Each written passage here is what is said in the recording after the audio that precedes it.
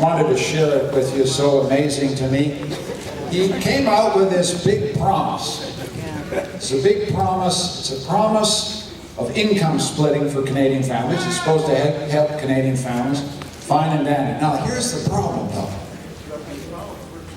He's not going to deliver it to the Canadian family until he's balanced the budget. He's not going to deliver it for another 5 years. He's not going to deliver it until rainwater turns to beer. He's not going to deliver it until pigs fly. Now, think about that for a moment.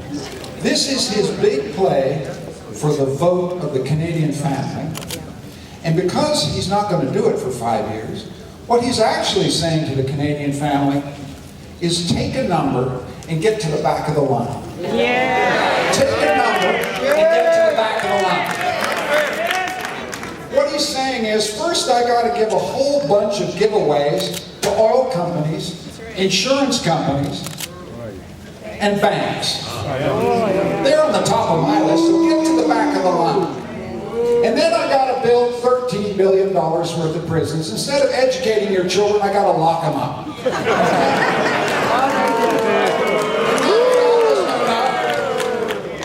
He's going to spend $30 billion on an untendered, uncompetitive bid for fighter jets.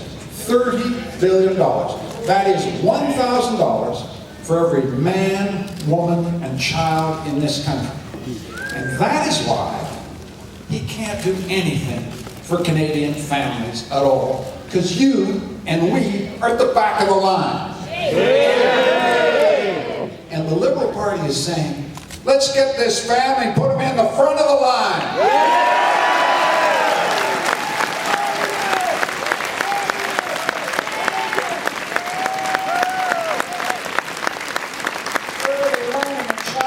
For every family that needs it. Yeah. When your son and daughter want to go to college or university, help so you can get there to pay those bills. When your mom and dad get sick and you got to take time off from work and you need some help to care for them at home.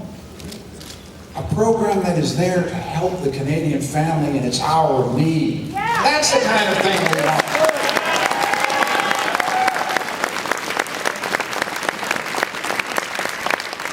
Universal, accessible health care for every Canadian family when they need it.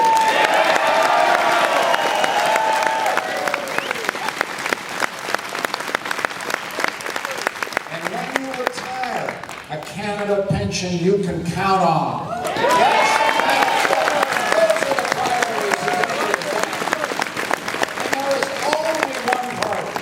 There is only one party that can deliver these things to Canadians. I've got, the thing about me is I don't have enemies in politics. I don't believe there should be enemies in Canadian politics. I've got a certain little problem with Stephen Harper, but he's not an enemy. I've got adversaries in Canadian politics. But they're not enemies. And so I can look at Mr. Lake, I can look at the other political leaders. They're not enemies. They're adversaries. But I have to say, with all the respect in the world for those who vote for the NDP, they are not going to form the next federal government of Canada. They just aren't. And so those voters are going to have to think hard. Do you really want more of the Harper regime? No. Because if you don't want more of the Harper regime, come on in to the big red tent of the summer Canadian.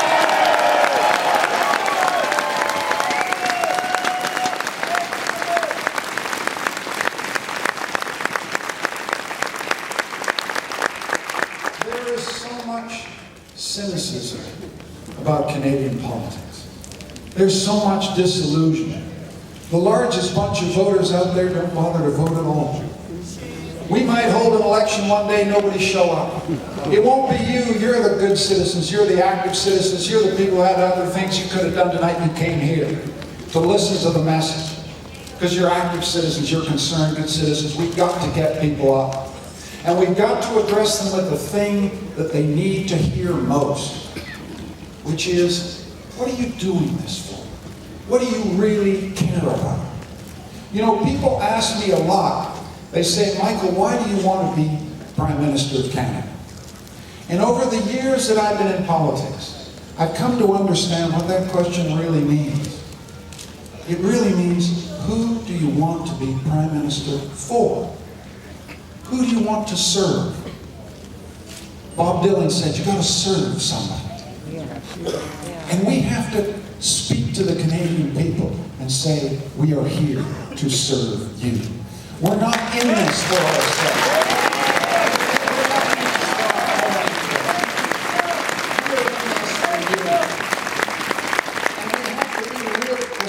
About this.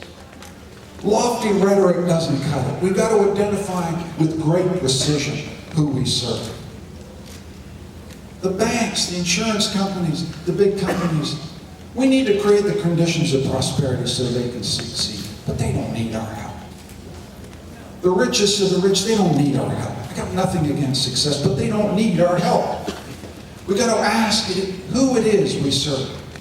And when I think about who it is I serve, I think of a woman I met in Montreal about 6 months ago. And she told me a story about sitting in a hospital corridor in a hospital in Montreal for 6 hours while her mother lay in a hospital gurney waiting to see a doctor. And the point of this story is the look of disillusion in her face. This is a citizen, this is a sister who wanted the healthcare system to be there for her mom, and it really wasn't. I'm in politics to make sure that that family has universally accessible healthcare that they can count on.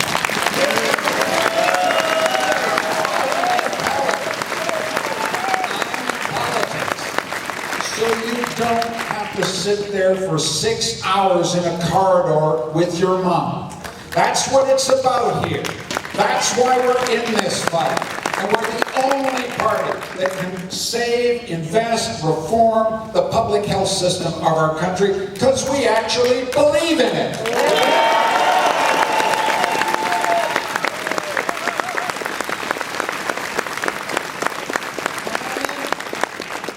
I'm in politics for a wonderful young woman I met in Newfoundland a couple of weeks ago.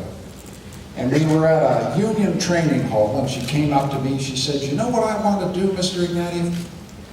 I want to be a tractor driver. I want to be a snowblower driver. I want to be a heavy crane operator. And I've got the union ticket to do so.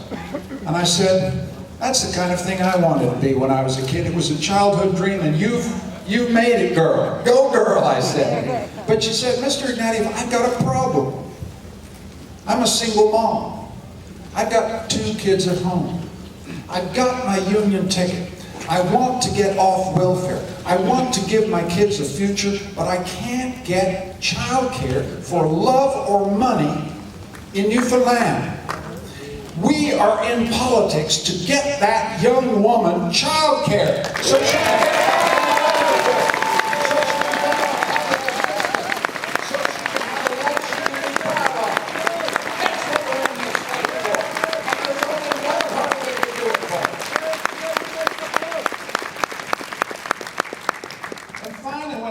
about whom I'm in politics for, I think of a wonderful young woman that I met a couple of weeks ago in a great institution in town that some of you may know called Costi. Costi has for 30 years been taking people who arrive from distant lands and teaching them English and teaching them how to get their citizenship and pass that citizenship exam.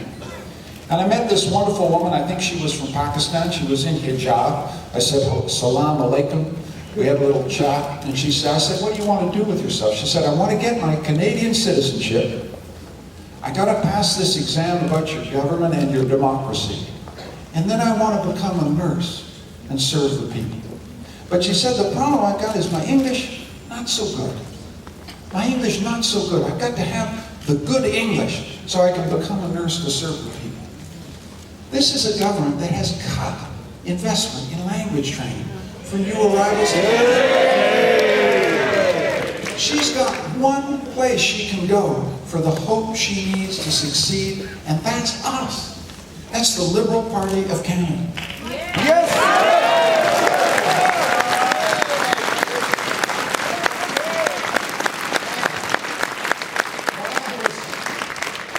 When I was standing with her, I looked down and we looked at her workbook, because she was studying to get her citizenship, she was studying the exam, and she was studying about how the Parliament of Canada works, how our democracy works, how our institutions work. And I had this thought to myself. I said, you know who needs this test?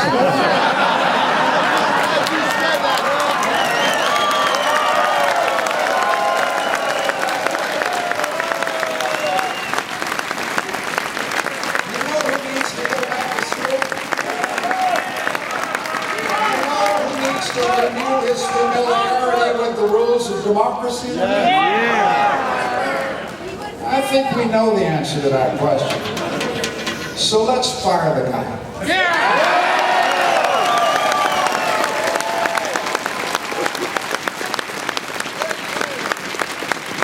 Let's send him back to school. Let's put him beside that young woman in a head job. Maybe she can teach him something about Canadian freedom.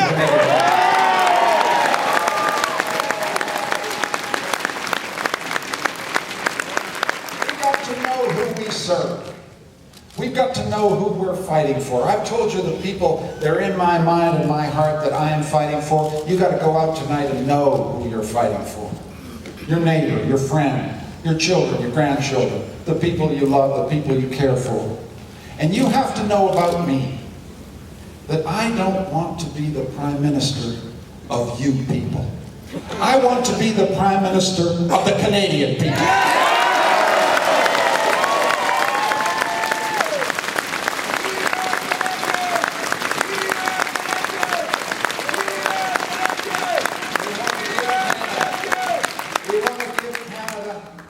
A government of citizens, accountable to citizens, at the service of citizens, in faith with our citizens, and in faith with an idea of Canada that we all carry in our hearts.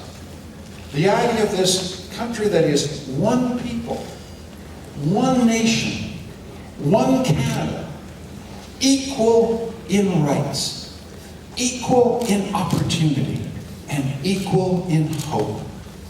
The politics of hope always wins over the politics of division and fear.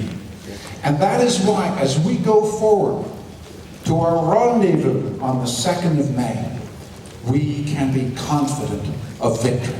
Thank you so much.